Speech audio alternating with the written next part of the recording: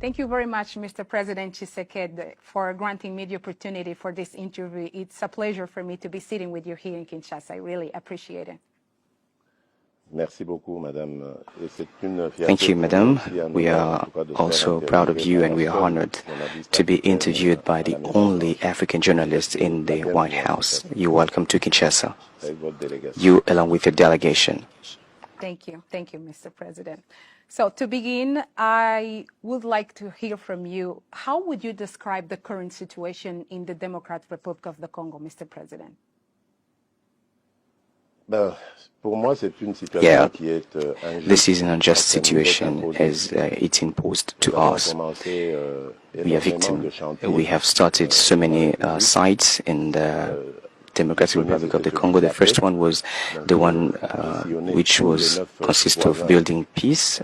I visited all the 9 neighboring countries to the DRC. I met my counterparts to talk about the necessity of developing common development program for the benefit of our populations. The other project was the one consist of rebuilding our country with infrastructures, and the other one was speaking to the social aspects. We launched free education program, and we are working on the universal health coverage so that we can improve access to health care for all Congolese citizens. And while we were working on all that, we were victim of the unjust war that's hiding looting intentions, the intentions to loot our mineral and agricultural resources. This is unfortunately the unjust situation that we are experiencing. You mentioned a few times injustice and victim. What would you like the international community to better understand about this conflict? Something that maybe it's often overlooked or misunderstood. Well, the international community should understand that this started from the genocide from Rwanda in 1994. Back then, the DRC was called Zaire, and the Zaire president, late Mobutu, was invited to open the borders to receive the Rwandan refugees that were running away from genocide. But unfortunately, among those victims, there was among them genocide causes, doers, and we would have done it otherwise in order to control those genocide doers. But we gave to Rwandan army the authority to enter the Congolese territory and to sort that issue. And from that time on, the crisis started in the DRC, and the international community have forsaken us. And we are victims, and we have millions of victims recorded since then. Now, we believe that the international community ought to take side with us and help us sort this situation. That's why I would like to hereby thank the Trump administration for the efforts they are doing, and I'm even convinced that this will be successful. And I really want to say that finally the international community, through the United States taking the lead, have understood that they needed to help the DRC people. Let's then talk about this upcoming peace deal signing ceremony. What is this peace deal about? Can you explain?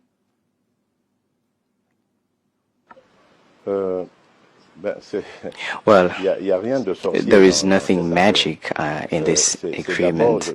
As I just said, it's all about the awareness within the U.S. administration, the awareness on the conflicts that exist for about 30 years and which has caused millions of victims. So, just like any other initiative, it consists of ending the war and achieving the unconditional withdrawal of all the armed groups and all. In addition to that, we also have to come to a solution to this war, which is basically an economic war. And just to give you background, I just said it. This is something I've tried to do when I took office in 2019. I went and paid visit to neighboring countries. Back then, there was Rwanda and Uganda and Burundi that were the most concerned, because back then Burundi also joined Uganda and Rwanda against the DRC in order to suggest this deal between us and see how we could be able to move towards a cooperation based upon economic exchanges instead of fighting, having these tensions, useless tensions that would have consequences on the stability of the region. Unfortunately, in 2022, Rwanda went on war against us, and Uganda understood that we are now building good relationship with President Museveni, and Burundi, thanks to President Ndayishimiye, they have also considerably improved their relation with the DRC. They are now a sister country. Now we hope that with the mediation of the U.S. administration, this peace will come true. Why do you think President Trump is so interesting to bring peace to DRC? Why he's working so hard to bring peace to DRC, in your point of view? Mais d'abord parce qu'il l'a annoncé. First and foremost, because he announced it. Ensuite, parce que and then, le président Trump, President Trump represents the first world power. The U.S. are actually the leaders, and everybody knows the influence of the U.S. I was talking about the international community, and I believe that the United States has some responsibility in what's happened in the region. This might not be to mean that they are guilty, but they have the responsibility, which is that they trusted a regime, Rwandan regime, that was involved in the genocide, and as they were trying to correct the mistakes they made, they even caused other mistakes and other crises in the DRC. And I think this awareness from the U.S. administration will change the tide. As you know, Mr. President Trump eagerly desired to bring peace to DRC, as he personally told me many times. And he put together this specific team that has been working really hard to push this deal to really happen. And he not only wants to bring peace to DRC, he also wants to end the war between Russia and Ukraine. He's looking the situation in the Middle East. And my question for you, Mr. President, when we see peace finally reach DRC, are you considering to be the first African president to nominate President Trump for a Nobel Peace Prize? Pakistan just did it, by the way. Quand est-ce qu'elle interviendra, ça c'est Dieu seul qui sait. When will we achieve peace? God alone knows. I owe something to President Trump. I acknowledge that he really considered this issue personally, and we really owe acknowledgement for this. He appointed a very ineffective team led by Dr. Massad Boulos. They are working with, in collaboration with our friends from Qatari, and also with the presence of the African Union, led by President Faure Gnassingbé.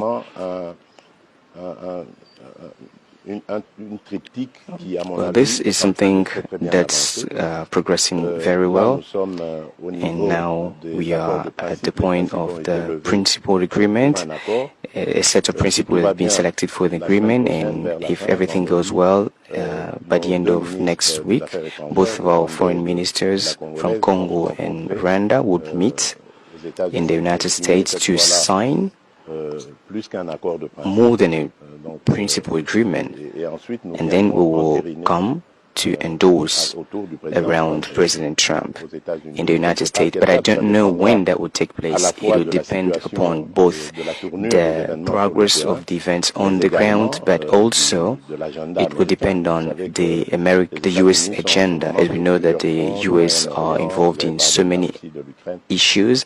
You talked about the Middle East, and you talked about the war between Russia and Ukraine, and we also have the conflict between Rwanda and the DRC. So it will depend on those, but I think this might take place around mid-July. But then after that, I believe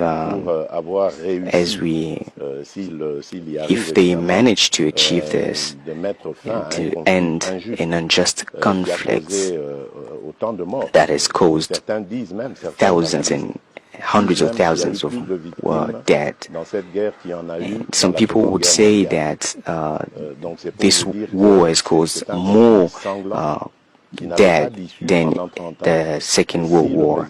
And I think if President Trump, thanks to mediation, managed to definitely end this war, he would really deserve this Nobel Prize. I would go the first to vote for him.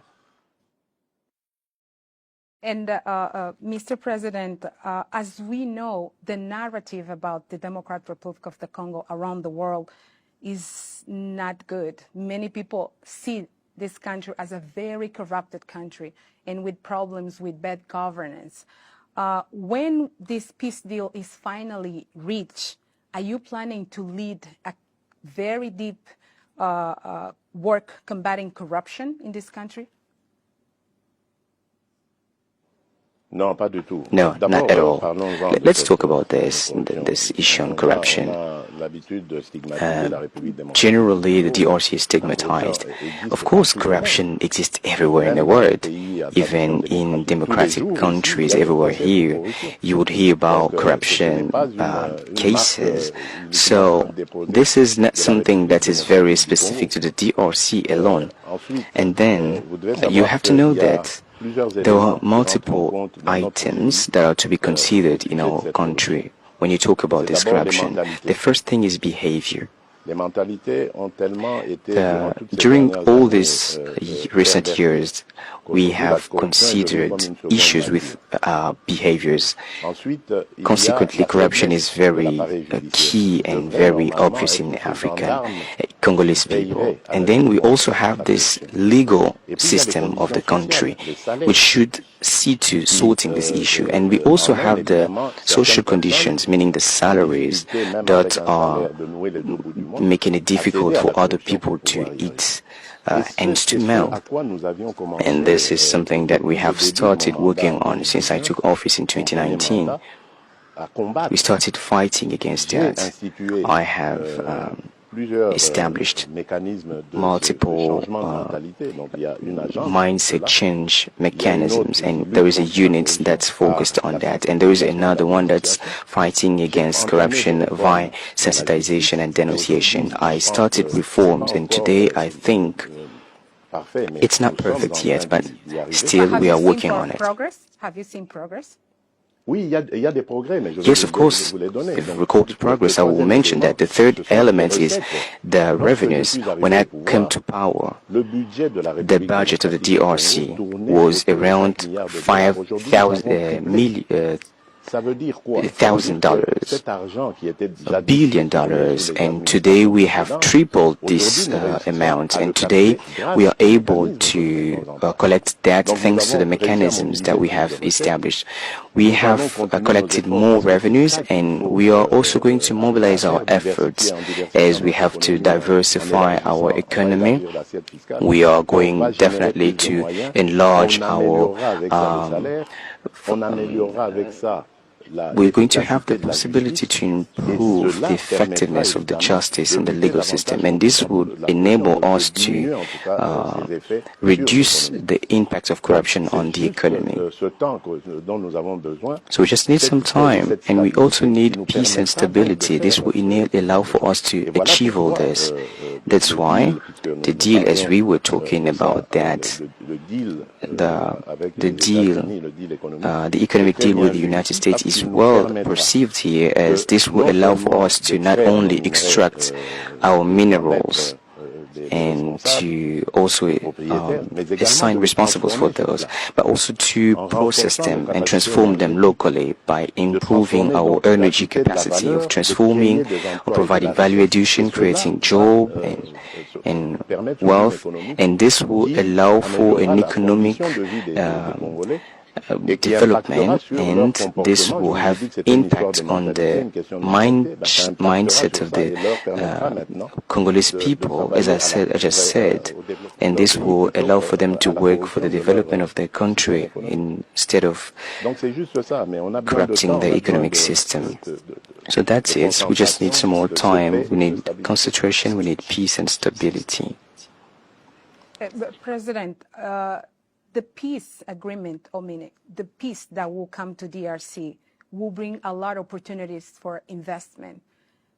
Are you considering to boost this fight against corruption? Because there is many investors that will be looking to come to DRC.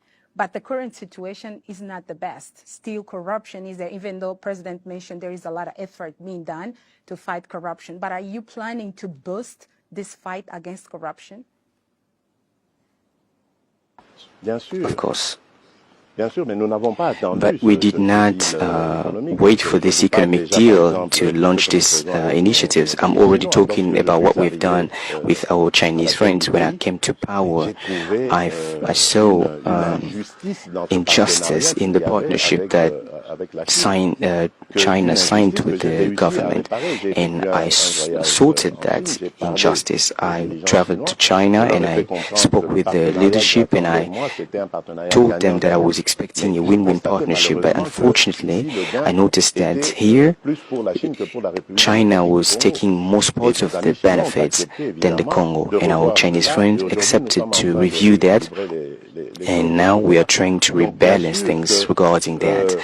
Now, of course, this deal will have impact on not only the life standard, the living standards of the Congolese citizens, but also regarding the behavior, the mindsets, which is very vulnerable to corruption. When you have financial capacity, you are less vulnerable to corruption. So that's it. And how do you plan to ensure security for foreign investors in the areas that were in conflict? Yeah, for those areas, today we are fighting against these conflicts.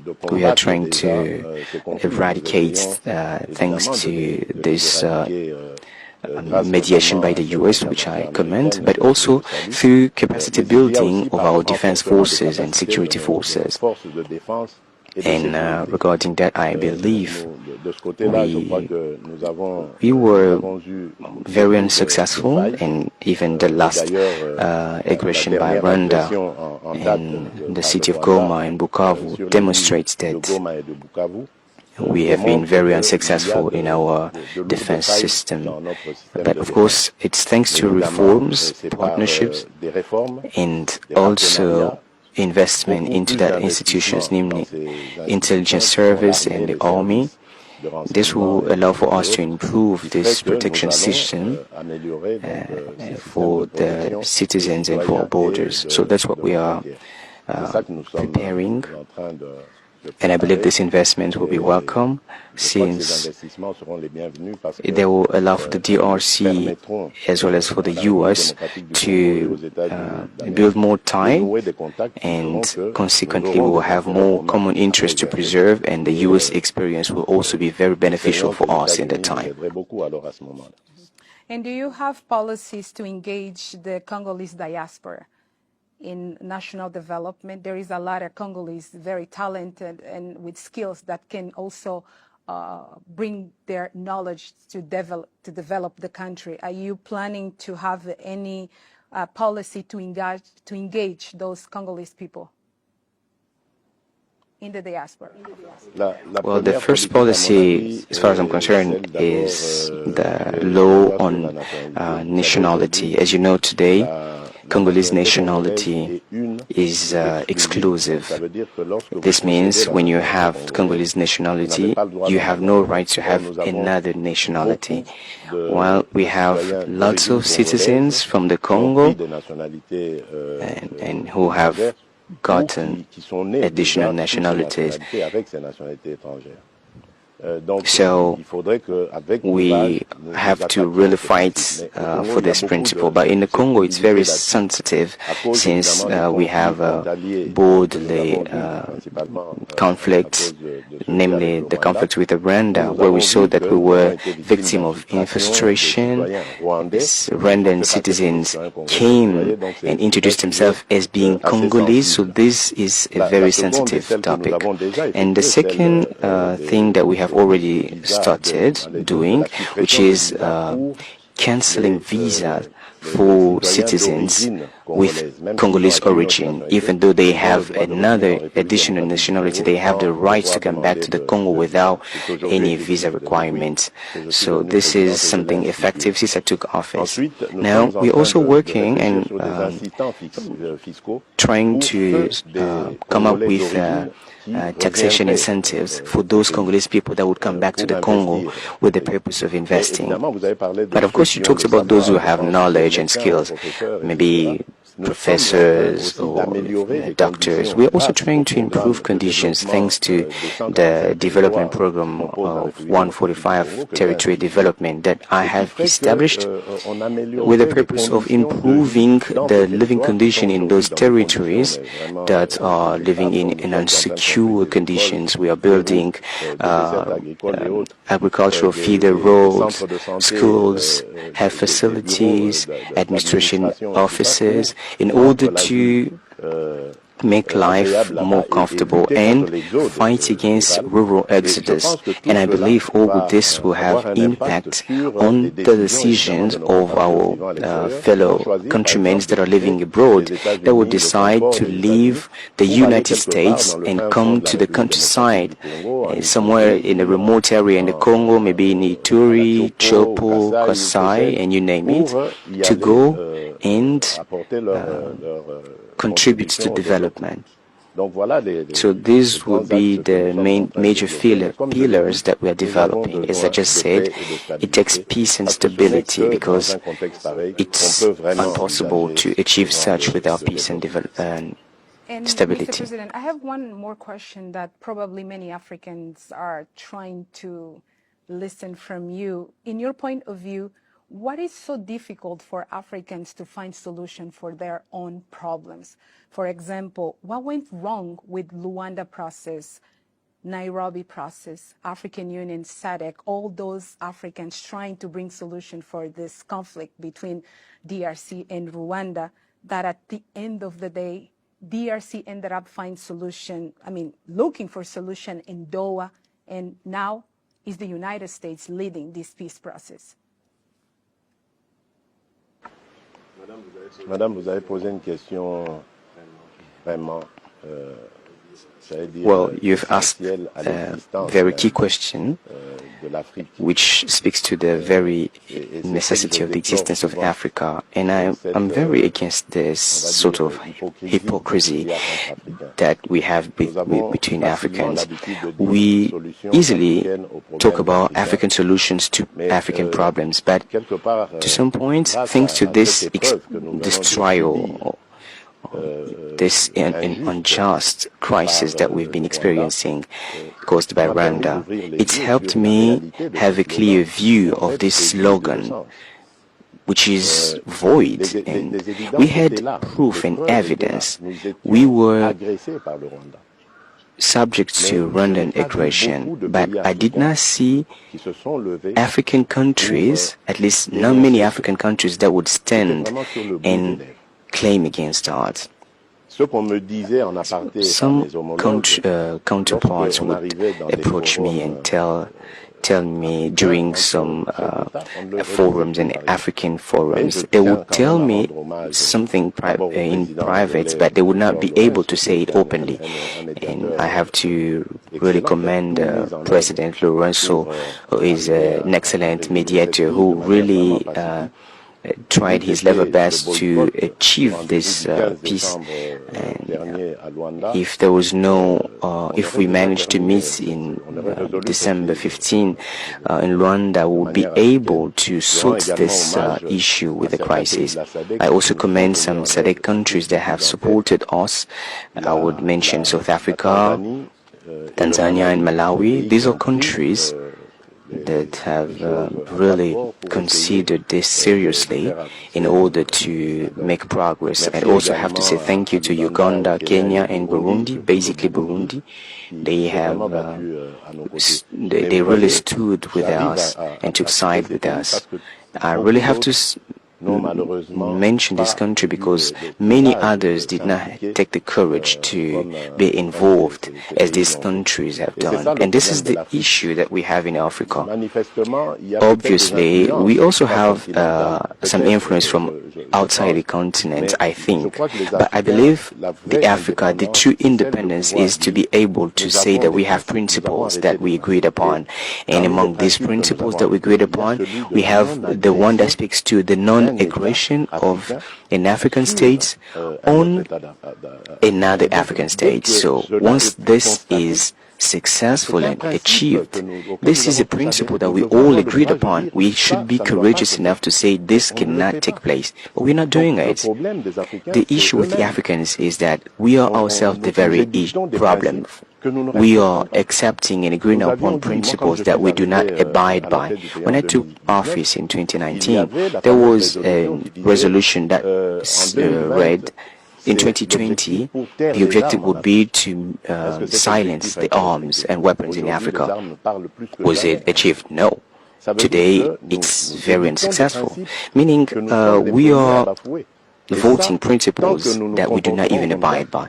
As long as we behave this way, other continents would never respect us, would be crying here and there saying that African people are not respected. This is what we have to start doing. We can only be respected by others as long as we are able to respect the commitment we made. President, that we as an Africans, we are not united. We don't have the same view in some matters. That's why we continue to have those problems. Well, our union is only, it's not real. How can you ever talk about unity when a nation can go cause millions of deaths in a neighboring territory? And this is seen by everyone with the purpose of looting of minerals. What kind of unity would you talk about? I want you to really delve deeper into this word. I cannot define unity with this behavior. So it's only, it's not real, that unity. We just talk about it, but it's not real. Maybe I was naive as I believed in this African unity, but I think it's, I think this is the lesson that I learned from this crisis, and it's really therefore important to go everywhere across Africa and say that the African unity that we all talk about is not real. The African unity would really start with respecting the principles that we have selected and voted for, and the one that... Last question, Mr. President, what message would you like to send to President Trump, saying that finally those years of war that Congolese people have been suffering is about to end? Well, first of all, I have to say thank you for his interest, as during the first term of President Trump, he completely overlooked Africa. But now he has demonstrated interest for Africa, and we thank him for that. And I also want to encourage him to pursue and advance. For Africa, I am convinced, and I believe I'm not the only one believing this, Africa is the future of the world. Now is high time to prepare for this future, taking side with Africa and supporting us in our efforts aiming at developing our continent. And I'm convinced that if President Trump keeps on doing that, he will remain the president, if not the greatest, at least one of the greatest that the United States has ever had. And I believe he will receive this Nobel Prize. Thank you, Mr. President. Thank you very much. Merci, madame. Thank you, Thank you, madam. I'm honored.